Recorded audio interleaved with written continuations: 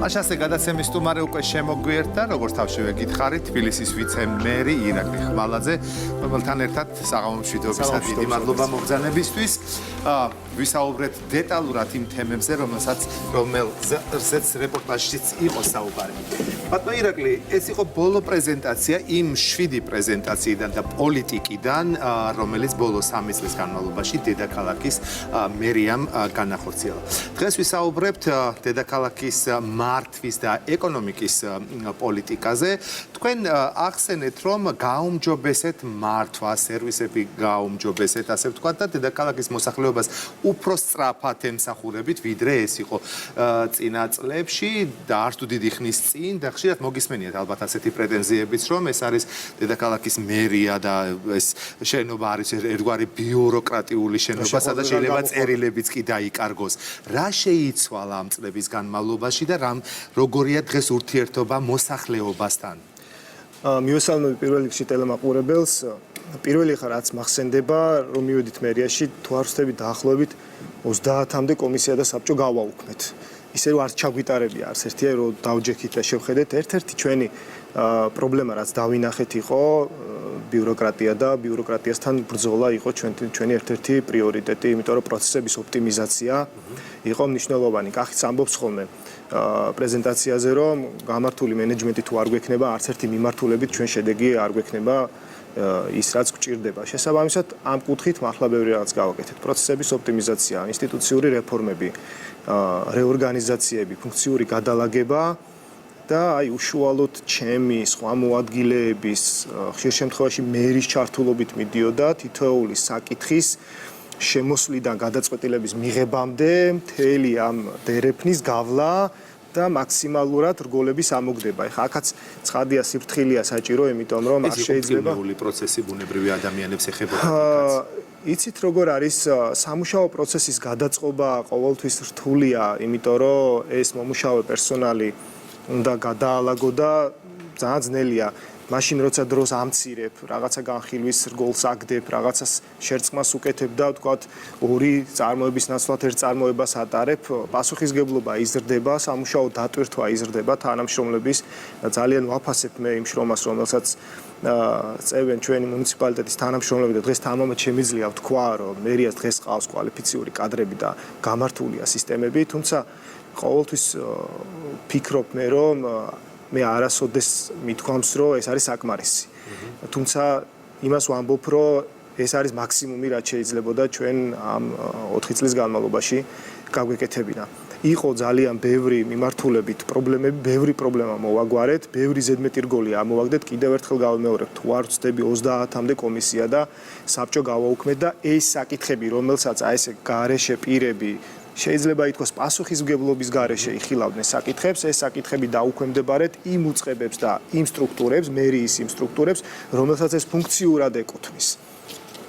მაგალითად, გარემოს დაცვის საკითხებს იხილავს გარემოს დაცვის სამსახური, ურბანულ საკითხებს ურბანული სამსახური, როდესაც არის ქალაქგეგმარებითი გადაწყვეტილება მისაღები, ერთად იხილავს ამას გარემო ურბანული და არა რაღაცა ესე გარე პირებით ჩართული კომისიები და სხვადასხვა ტიპის ესეთი სტრუქტურები და ბიუროკრატიული რგოლები. ერთ წერილზე დავიყვანეთ შეკითხვა, მაგრამ ძალიან მნიშვნელოვანია. დღეს წერილი მერიაში არ დაიკარგება, რომელიც ადამიანისთვის შეიძლება სასიცოცხლოდ მნიშვნელოვანი იყოს. სხვა შორის პრეზენტაციაზეც ითქვა ესეთი რამ, მერმა თქვა, დაახლოებით 2000-მდე განუხილველი განცხადება იყო ქალაქგეგმარებითი მიმართულებით შემოსული. აი, თქვა ზონის ცვლილება, კოეფიციენტის მატება, მაშინ იყო ახლა ეს პრაქტიკა, რომელიც ძალიან ყველაზე რთული იყო ის, რომ უფრო ნაკლები რაოდენობის განცხადება განიხილებოდა, ვიდრე შემოდიან, უფრო მეტი შემოდიოდა, ვიდრე ვიხილავდით. შესაბამისად, ერთი პერიოდი იყო, რომ ყოველდღიურად უფრო გროვდებოდა და შეიძლება ითქვას ღამეები უთენეთ, რომ მოგვეხდინა პროცესების ოპტიმიზაცია. სხვანაირად ეხლა განხილვებით ამას ვერ ვიზავდით, იმიტომ რომ ძალიან დიდი ნაკადი მოდიოდა. ამიტომ ძალიან მნიშვნელოვანი იყო მართვის პოლიტიკის ფარგლებში სწორი სტრუქტურირება ამ სამსახურების და აი ამ პროცესების ოპტიმიზაცია, რაც მოვახერხეთ. დღეს შემიძლია ვთქვა, რომ დავალიანებები აღარ აქვს ქალაქგეგმარებითი მიმართულებით, კი არა და საერთოდ არც ერთი მიმართულებით განცხადებები დროულად გადის. ცალკე თემაა, რამდენად კმაყოფილები არიან ახლა სამშენებლო სექტორის წარმომადგენლები ჩვენს მიერ გასული განცხადებებით, მაგრამ ეს კიდე სხვა მიზეზებთან არ ეკავშირში, იმიტომ რომ ჩვენი მიზანი არ არის, რომ ასე ვთქვათ, სამშენებლო კომპანიები გავაბედნიეროთ ჩვენი მშენებლობასთან დაკავშირებით აუცილებლად ვიკითხავთ, იმიტომ რომ ესეც ერთ-ერთი მნიშვნელოვანი თემაა დედაქალაქში, ძალიან ბევრი სამშენებლო კომპანია. აი ქალაქ დაგეგმარება ახსენეთ თქვენ. და ერთ-ერთი მთავარი ეს არქიტექტურის სამსახური და ქალაქ დაგეგმარების გადაწყვეტილებებთან მიღებული პრობლემებია. მაგალითად ის რომ შესაძლოა გადაწყვეტილებების მიღება მერიაში მაგალითად დროში გაჭიანურდეს. აი ამასთან დაკავშირებით რა პასუხი გაქვთ? არ ვიცი, აი თუ საინტერესო იქნება მოვიყვან მაგალითს, როგორი რაღაცები ხდებოდა მშენებლობის ნებართვის გაცემის პროცესში არსებობს ესეთი რგოლი, რომ გიხარვეზებენ რაღაცას, გეუბნებიან რაღაც არ გაქვს სწორი და მე ამისთვის გეძლევა ვადარო ეს გამოასწორო და იყო შემთხვევები ერთად ესე ხდებოდა ხოლმე რა, რომ ხედავდა თანამშრომელი მაგალითად რომ 3 ხარვეზი ქონდა და ჯერ ერთს გიხარვეზებდა 30 დღეში გაასწორებდი, მე მეორეს რა, იმიტომ რომ ბოლომდე დროზე არ მისულიყო განცხადება. ეს იყო ერთ-ერთი, რასაც ვებრძოლეთ რა პირველ დასაწყისშივე და მართვის ეფექტური სისტემა და კონტროლის და მონიტორინგის სისტემა დავნერგეთ, სხვათა შორის ძალიან დაგვიდგნენ თვითონ თანამშრომლებიც გვერდში და აი ამ ეფექტური სისტემით შევძელით ის რომ ეს პროცესები გაიმართა. ასეთი პრობლემები აღარ გვაქვს. პირადად მიწევდა ხოლმე კონტროლი თითოეული განცხადების, დღეს შემიძლია გითხრათ რომ არ ვიცი რამდენიმე თვეა გასული არ მომიკითხავს, იმიტომ რომ არ მომდის პრეტენზიები არც ერთი მიმართულებით. მაგრამ კიდევ ერთხელ ვიტყვი რა, რომ არ არის ეს ყველაფერი საკმარისი. მე ამითი არ ვამაყობ, მე ვამაყობ იმით, რომ ჩვენ გავაკეთეთ მაქსიმუმი. დარწმუნებული ვარ, გავაკეთეთ მაქსიმუმი, თუმცა ეს საკმარისი არ არის, არასოდეს საკმარისი არ. ჩემს გარემოცვაშიც კი მიუხედავად იმისა, რომ ბევრი რამე გავაკეთეთ მუნიციპალიტეტში, სხვადასხვა მიმართულებით, ეხლა მარტოზეც რო არა, კმაყოფილი ადამიანი არ ყავს, ჩემი ოჯახიდან დაწყებული. არავინ არის კმაყოფილი. სწორი, ასეც უნდა იყოს, ჩვენ უნდა გავაკეთოთ მაქსიმუმი. და არასდროს არ უნდა არის აი სახლობლები რა სიტყვები მაქსიმუმი რა არის თქვენ როგორ ფიქრობთ? იცით როგორ არის ყოველთვის ჩვენ უნდა შევქმნათ უფრო უკეთესი საცხოვრებელი გარემო ამ ქალაქში, ხო, საბოლოო ჯამში ეს არის, ხო, ტრანსპორტიც გვინდა, სიმწვანეც გვინდა, სუფთა ჰაერიც გვინდა, სერვისებიც გვინდა, ეს არის ცხოვრებისთვის ჯანსაღი და ხელმისაწვდომი და ასე ვთქვათ მისაღები და კომფორტული გარემოს შექმნა. ყოველთვის არსებობს გაუმჯობესების პოტენციალი და პერსპექტივა. ეს არის მოთხოვნა, რომელიც მოსახლეობიდან მოდის და სწორია აუცილებლად ეს მოთხოვნა და მოსახლეობიდან წამოსული დაკვეთა განაპირობებს იმას, რომ ჩვენ მუშაობთ, ვაკეთებთ მაქსიმუმს, რომ კონდეს გაუმჯობესება. ასე იყო და ასე იქნება ყოველთვის. ვერასდროს ვერ ვიტყვით, რომ всё, დავკეტოთ მერია, იმიტომ რომ ყველაფერი კარგად გავაკეთეთ. ეს არის მუდმივი პროცესი, ყოველთვის რაღაც გაფუჭდება, ყოველთვის რაღაცის გაუმჯობესების პერსპექტივა იქნება, გაფუჭებულსაც უნდა გაკეთება და იმ პერსპექტივასაც უნდა გამოყენება, რომ რაღაცა გავაუმჯობესოთ. უკმაყოფილოთა რიგები ახსენეთ თქვენ გარემოცვა, რომელსაც მეტი უნდა უკმაყოფილოთა აი ამ რიგებში ეს სექტორიც არის, ასე ვთქვათ, ეკონომიკური სექტორი, რომელიც განაწყენდა, იმიტომ რომ არ არის ისეთი საშუალება მათ არა აქვთ თავისუფლად და ასე ვთქვათ მომგებიანი საკუთარი სცენარით განახორციელონ პროექტები, რომლებზეც ისინი მუშაობდნენ. რატომ მოხდა ეს ასე და რითი ხსნით აი ამ მდგომარეობას? ერთ ძალიან მართალ ინდიკატორს გეტყვით, თუ ჩვენ სამშენებლო სექტორი შეგვაქებს, რომ ოჩახ მერია რა, მაგრამ ნუ ჩათვალოთ ძალიან ცუდად მუშაობთ, იმიტომ რომ ჩვენ თუ მათ სამშენებლო გადაწყვეტილებებს კარგად მოვერგებით, ესე იგი ჩვენ ქალაქს არ გვეგმავთ სწორად, იმიტომ რომ არ შეიძლება სამშენებლო ბიზნეს ინტერესებთან თავსებადი იყოს ურბანული გეგმარება, იმიტომ რომ ბიზნესს უნდა მეტი შემოსავლის მიღება და მეტი განაშენიანება, ჩვენი ინტერესი არის რომ კი, რა თქმა უნდა, გავითვალისწინოთ ეკონომიკური განვითარებისთვის საჭირო აქტივობები, მაგრამ დავიცვათ ქალაქი ქაოტური განაშენიანებისგან. ანუ ყველა მოერგოს მერიის სცენარს. ნახეთ, რა თქმა უნდა, თუ ჩვენ შევადარებთ ახლა მუნიციპალიტეტის მუშაობას სანებართო პროცესებთან მიმართებით იმ წლებთან დაახლოებით 10-15 წლის წინანდელი პერიოდი მხედველობაში შეიძლება ითქვას, რომ მაშინ უფრო ბედნიერები იყვნენ სამშენებლო კომპანიები ვიდრე დღეს. ბევრი რეგულაცია შემოვიდა, აი 2 წლის წინ ამოქმედა სახაზრო უსაფრთხოების წესები, ახლა მისადგომობის სტანდარტები ამოქმედდა. იმიტომ რომ ეს არის ის გაუმჯობესებული ხარისხი, ცხოვრებისთვის გაუმჯობესებული ხარისხი, რომელიც სჭირდება ჩვენს მოსახლეობას, ხო? ეს რომ არა, პროგრესი არ გვექნება. შესაბამისად, ეს ყველაფერი მიდის ტვირთად, რა თქმა უნდა, სამშენებლო სექტორზე, იმის სანაცვლოდ და იმის გამო, რომ მოსახლეობას მივცეთ უფრო კარგი და კომფორტული საცხოვრებელი გარემო. მაგრამ ეხლა ეს ორი პერიოდი, აი რომელსაც ვადარებდი ერთმანეთს, ხო თქვა 15 წლის წინ როგორ იმართებოდა სამშენებლო პოლიტიკა და დღეს როგორ იმართება, ძალიან მარტივია ამის შედარება. სადამდეც მივიდა და სადამდეც მიგვიყვანა იმ პოლიტიკამ, რაც წლების წინ გაატარეს სამშენებლო მიმართულებით, ყველამ ნახა. არც ერთმა ქალაქმა არქნა ესეთი რაღაცა, არც ერთმა განვითარებულმა ქალაქმა არქნა ესეთი განაშენიანება, როგორც ჩვენ დავუშვით. აი ამ წლების განმავლობაში. ჩვენ ახლა ვიცავთ ქალაქს, ასე ვთქვათ, რთული სამშენებლო გადაწყვეტილებებისგან, მე თქვენს ეთერში მისაუბრია კიდევ ძალიან ძვირი გვიჩდება ადრე მიღებული გადაწყვეტილებების გაუქმება, რაღაცა მშენებლობის თავიდან არიდება, მაგრამ არის ამისი აუცილებლობა, უნდა გავიღოთ ეს ხარჯები, მინაიდან ეს არის ის პროცესი, შეუქცევადი პროცესი, ამას ვეღარ და აშენებულ შენობას, იქ გაყიდულ ფართებს და იმ შესახლებულ მოსახლეობას ვეღარ გამოიყვან, ეს იმხელა თანხები დაუჯდება მუნიციპალიტეტს, რომ ვერასდროს ამას ვეღარ უმკურნალებ. ამიტომ ჩვენ ვერ დავიწყებთ ახლა პოლიტიკის მართვას იმ კუთხით, რომ მოდი დავშალოთ ახლა რაც ცუდად არის გაკეთებული, მინიმუმის მაინც გავაკეთოთ, რომ არასწორი მოთხოვნა რაც არის, ის მაინც არ გავცეთ. ეს უნდა გავაკეთოთ აუცილებლად. კი ბატონო, ამისთვის თქვენ ახალი დამატებითი რგოლი შექმნით, ეს არის სატრანსპორტო კვლევები, რაც რეალურად კიდევ ერთი, ასე ვთქვათ, დაბრკოლებაა სამშენებლო კომპანიებისთვის, ხო? ბუნებრივია. ამით ხომ არ გართულდა პროცესი? მოდი ესე ვთქვათ, საჭირო რგოლის დამატებას მე გართულებას ვერ დავარქმევ, მე დავარქმევდი, რომ დაიხვეწა და საჭიროა.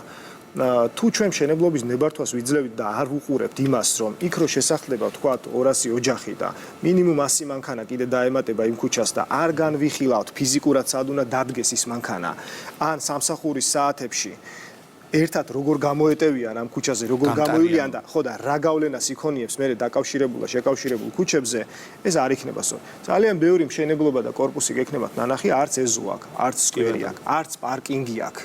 არაფერი, მაგრამ გაყიდულია 100% ბინების, ხო? იქ ადამიანები ცხოვრობენ და მე ითხოვენ ცხოვრებისთვის საჭირო პირობებს, მანქანის გასაჩერებას, თუ ის არ არის ზედ ქუჩაზე აჩერებენ, ხო? ბავშვი რო ჩამოვიდეს ეზო არ აქვს, ხო? ამიტომ არის რომ ქალაქ გეგმარებითი პროცესებში ეს მნიშვნელოვანია ამ რგოლების დამატება, ხო? არ უნდა ავაშენებინოთ კორპუსი, თუ მას ეზო არ ექნება, თუ მას არ ექნება სიმწვანე, თუ მას არ ექნება საპარკინგე სივრცე. ერთ-ერთი ასეთივე მნიშვნელოვანი კომპონენტი არის, რომ შევხედოთ, როდესაც გავანაშენიანებთ და ვქმნით, თქვათ, 5000 ბინიან დასახლებას, გავითვალისწინოთ და ვიკლიოთ, რას გამოიწვევს ეს 5000 მანქანა, რო გამოვა მე ქუჩაში და გაეტევა თუ არ გაეტევა. ცხადია, ამიტომ მე ამას ვერ დავარქმევდი, რომ გავართულეთ. ეს არის დახვეწა, მაგრამ ოპტიმიზაციის კუთხითაც ჩვენ ძალიან ბევრი რამე გავაკეთეთ. ზედმეტი რგოლები ბევრი რამე იყო და ამოვაგდეთ. და ამის სანაცვლოდ რაც საჭიროა, ის რგოლები ჩავსვით. შედეგად ვღებულობთ უფრო სწორად დაგეგმარებულ გადაწყვეტილებებს და განაშენიანების რეგულირების გეგმებს. მოდით მაყურებელსაც აუხსნათ და მეც მაინტერესებს აი სატრანსპორტო კვლევები.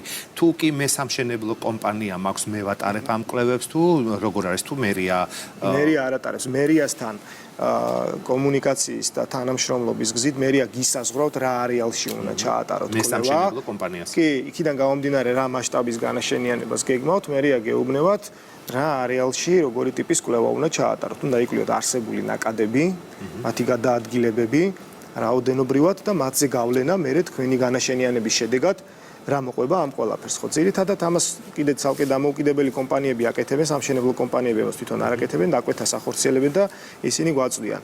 ამაზე ყველა თან ხდება. გოდერძი არც ერთ ქვეყანაში, არც ერთ განვითარებულ ქალაქში ჩვენზე სწრაფად სამშენებლო გადაწყვეტილებები არ მიიღება. უფრო მეტიც გაცილებით მეტი დრო ჭირდება. გაცილებით მეტი დრო ჭირდება. სამშენებლო კომპანიებს აი ამის გამო მიუღია თუ არის მშენებლობაზე? რა თქმა უნდა. კი, ყოფილა ასეთი შემთხვევებიც. არც ერთ ქვეყანაში არის შემთხვევები, გოდერძი რომ გეგმარებაზე და მშენებლობის ნებართვაზე წლობით მიდის მსჯელობა.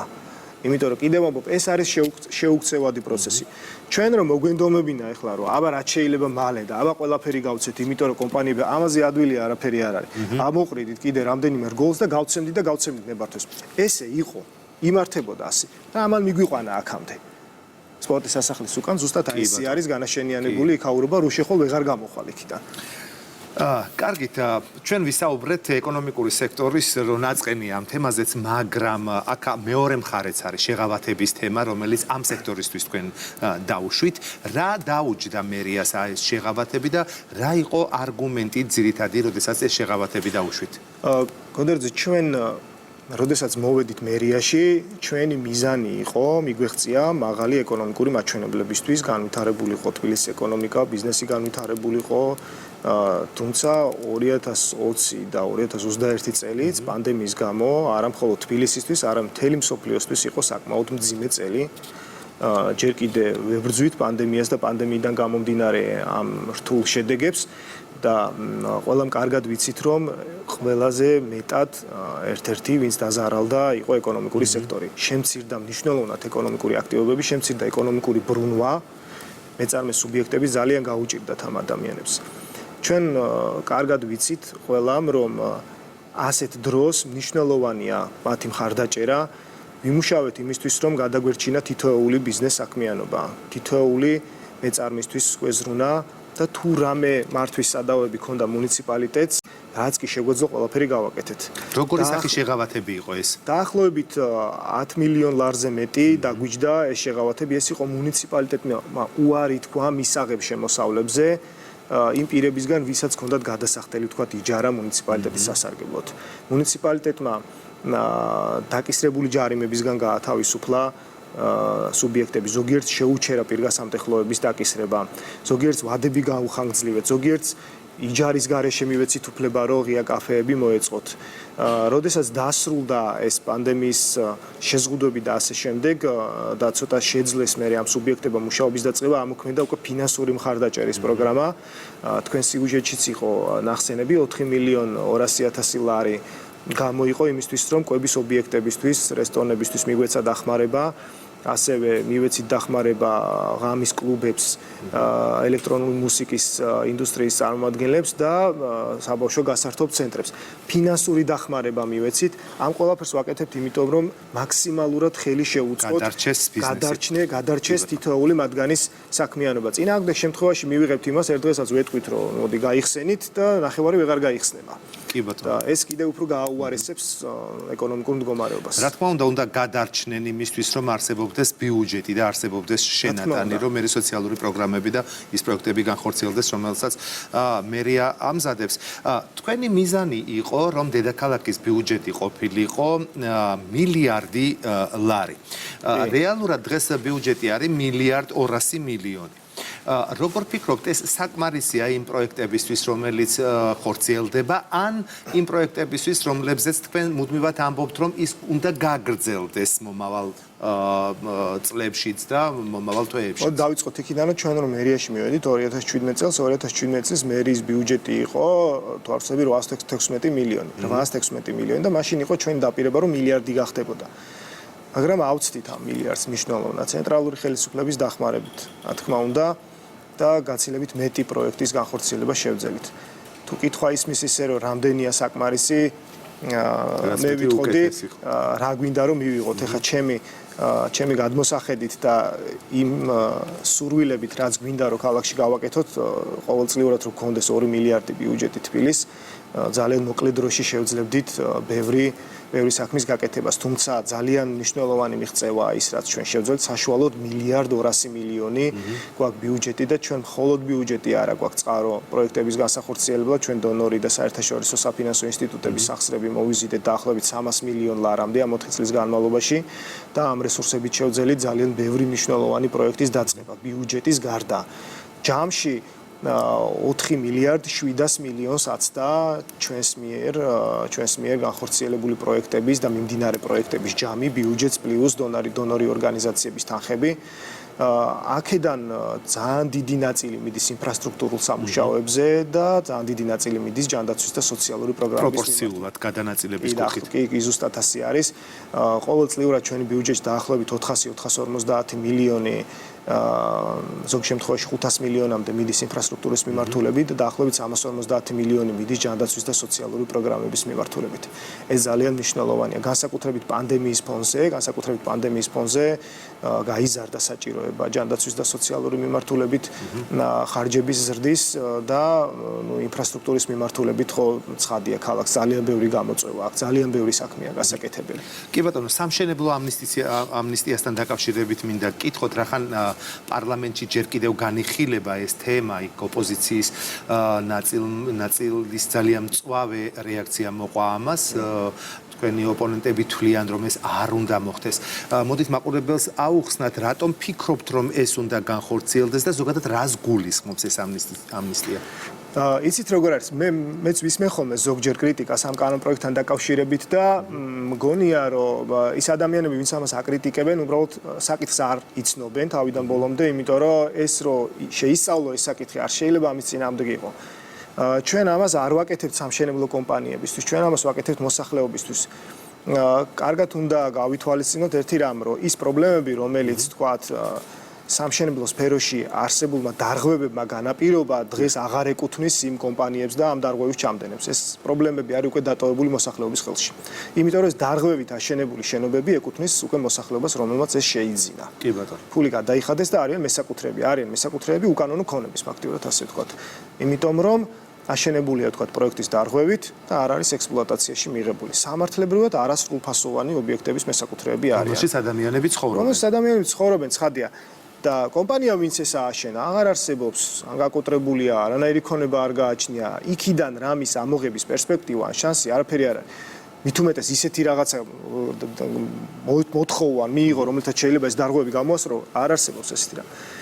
ამიტომ ჩვენ მივიღეთ ესეთი გადაწყვეტილება, რომ რაღაცა დრომდე ეს არის 2020 წლის აგვისტო არსებული დარღვევების პატიება მოვახდინოთ და მოვახდინოთ პრევენცია მომავალში ასეთი ტიპის დარღვევების მიმართ.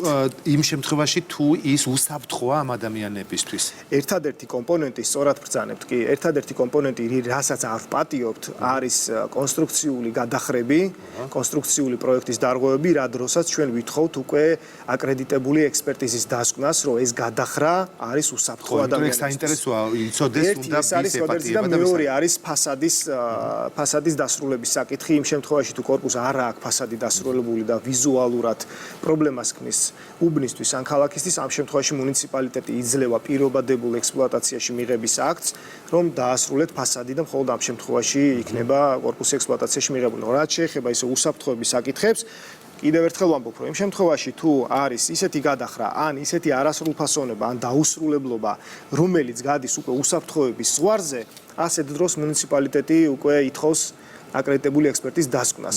შესაძლებელია ექსპერტის დასკვნის საფუძველზე ჩვენ უარი ვთქვათ ექსპლუატაციაში მიღებაზე და უფრო მეტიც მოვითხოვოთ უსაფრთხო, უпроსტად საფრთხის შემცველი დეტალების გამოსწორება. და ამ შემთხვევაში არის ეპატიებად.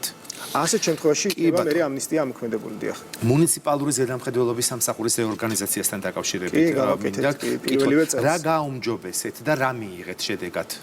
პირველ რიგში სამსახური დაიხვეწა, მოხდა ბრენდირება, გაიზარდა ჯარიმები, აღჭურვილობა მივეცით, ახალი სატრანსპორტო საშუალებები მივეცით ამ ინსპექტორებს და გაიზარდა ეფექტიანობა. 4 წლის განმავლობაში 18,000 სამართალდარღვევა გამოავლინა მუნიციპალურმა ინსპექციამ და ეს არ არის პატარა მაჩვენებელი. მე ვისურვებდი, რომ მომდევნო წლებში კიდევ უფრო ნაკლები იყოს, იმიტომ რომ ეს დარღვევები ძალიან ტკივა ქალაქს და გამოიწერა დაახლოებით 80 მილიონი ლარის ოდენობის ჯარიმა სხვადასხვა მიმართულებით. კი, ეს არის გარემოს დაბინძურება, სამშენებლო მიმართულებით და ხმაურის წესების დარღვევა და ასე შემდეგ. მუნიციპალური ინსპექცია შეიქმნა ზედამხედველობის სამსახურის ბაზაზე, დღეს სრულიად განსხვავებული სამსახურია. მათი კომპეტენციაც და კვალიფიკაციაც კიდევ უფრო მაღალია, კომუნიკაციის სტანდარტი უშუალოდ მოქალაქეებთან, დაინტერესებულ პირებთან გაცილებით მაღალია, უფრო მომზადებული თანამშრომლები გვყავს და უფრო ეფექტურად ასრულებენ თავიანთ სამსახურებრივ მოვალეობას. კი ბატონო, მომსახურების ცენტრების რეაბილიტაციასთან დაკავშირებით თქვენ თვითონ რამდენად კმაყოფილი ხართ? რეაბილიტაცია აუცილებელი რგოლი იყო გოდერძეს უნდა გაგვეკეთებინა, იმიტომ რომ თქვენ რომ გენახათ რა სივრცეში ხდებოდა მოქალაქეების მომსახურება, ეს იყო შეურაცხმყოფელი. ერთ-ერთი მნიშვნელოვანი კომპონენტი მომსახურების ცენტრებთან მიმართებით იყო ის, რომ ჩვენ ცენტრალიზება მოვახდინეთ, რაიონული სერვის ცენტრების ცენტრალიზება მოვახდინეთ, რაც გულისხმობს შემდეგს, რომ რაიონულ სერვის ცენტრში შესაძლებელი იყო სერვისის მიღება მხოლოდ რაიონის მასშტაბით. მაგალითად, თუ გლდანში ქონდა საქმე, აუცილებლად გლდანის გამგეობაში უნდა მისულიყავი. რომ მისულიყავი სამგორში, თქვენს მოთხოვნას არ მიიღებენ და გეტყვით არასწორ ადგილას მოხვედით.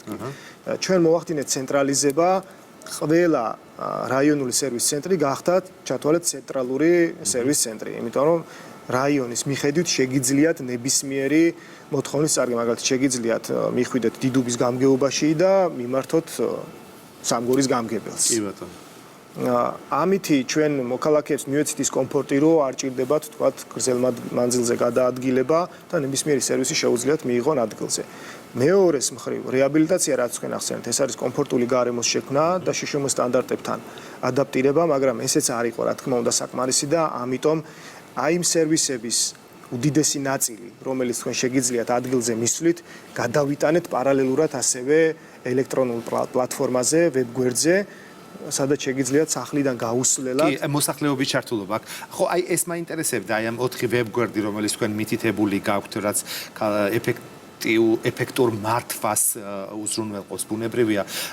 რა შეუძლია გააკეთოს ამ ვებგვერდების მეშვეობით მოსახლეობამ? ნებისმიერი მუნიციპალური სერვისი მოითხოვა დაფინანსება, მოითხოვა პროგრამაში ჩართვა, მოითხოვა მშენებლობის ნებართვა, მოითხოვა ზონირების, ყველაფერი შეგიძლია გააკეთო ისე, რომ არ მოგიწიოს მერიის სერვის ცენტრში მისვლა. უფრო მეტიც, ერთ-ერთი პლატფორმა არის ტაქსი თბილისი GoG, ეს არის ჩვენს მასთან ტაქსის რეფორმასთან ერთად ამოქმედებული პლატფორმა, ტაქსის მომსახურების ნებართვა შეგიძლიათ აიღოთ სახლიდან გაუსვლელად. ტაქსის მომსახურების ნებართვაში ცვლილებების შეტანა, მოდიფიცირება შეგიძლიათ მოახდინოთ სახლიდან გაუსვლელად. ერთ-ერთი პლატფორმა არის ასევე ზონალურ საათობრივი პარკირება, ანალოგიურად შეგიძლიათ ზონალურ საათობრივი პარკირების სისტემაში რეგისტრაცია, სატრანსპორტო საშუალების დამატება, სატრანსპორტო საშუალების ცვლილება სახლიდან გაუსვლელად. ელექტრონული სერვისები, ეს არის ჭკვიანი ქალაქის კონცეფციის ერთ-ერთი მნიშვნელოვანი ნაწილი. პროგრესია ცხადია საჭირო, იმიტომ რომ ამისი მოთხოვნა ეტაპობრივად ჩნდებოდა. რა თქმა უნდა, არიან მოქალაქეების დიდი ნაწილი, რომლისთვისაც უფრო კომფორტულია მივიდეს ადგილზე მიიღოს მომსახურება. ეს მომსახურება ცხადია ისევ ხელმისაწვდომია მათთვის, უფრო კომფორტულ, მოწესრიგებულ არემონტებულ, რეაბილიტირებულ სივრცეებში, მაგრამ ჩვენ ასევე შევქმნით დისტანციური მომსახურების შესაძლებლობა ჩვენი მოქალაქეებისთვის. კი ბატონო, და ბოლოს როგორც თავში დავიწყეთ და რაზეც დღევანდელ გადაცემაში ვისაუბრებთ, 7 პოლიტიკის პრეზენტაცია დასრულდა, ეს იყო ბოლო მართვა და ეკონომიკა და აქედან გამომდინარე მინდა უშუალო უფროსთან დაკავშირებით, იმიტომ რომ ყველა პრეზენტაციაზე ერთ-ერთი მთავარი წამყვანი იყო თვითონ, თქვენ იცვლებოდით, ეხმარებოდით მას. თვითონ თავად დედაქალაქის მერთან ურთიერთობა, როგორი ხელმძღვანელია თავად, რამდენად მართავს აი ამის გარემოცვას, რომელსაც თქვენ წარმოადგენთ? კახასთან მუშაობა არის სასიამოვნო იმ მხრივ, რომ არის ჭკვიანი, მეგობრული, გამგებიანი ადამიანი, არასდროს არ ჩხუბობს, არასოდეს არ ჭირდება. მისი სახის ცვლილებაც საკმარისია, რომ მიხვდებით შენიშვნა იყო აქ თუ კომპლიმენტი. ყველა ჩხუბზე უარესი არის. და რთულია იმ მხრივ, რომ საქმეში ითხოვს მაქსიმუმს, როდესაც ეს ეხება ქალაქს. უნდა მაღალი სტანდარტი ითხოვს და აღწევს კიდევაც ყოველთვის. და მე ჩვენ ვხვდებით, რომ ყველაფერია შესაძლებელი, გაგვიკეთებია ესეთი რამ, რაც თავიდან ჩვენთან არ გვჯეროდა და კახის მოთხოვნით ლიდერობით ბევრი რამ გაგვიკეთებია. და მე გვჯერა უკვე რომ ყველაფერია შესაძლებელი, როდესაც ყავს ესეთი ლიდერი. სასიამოვნოც არის და რთულიც. კი ბატონო, ძალიან დიდი მადლობა.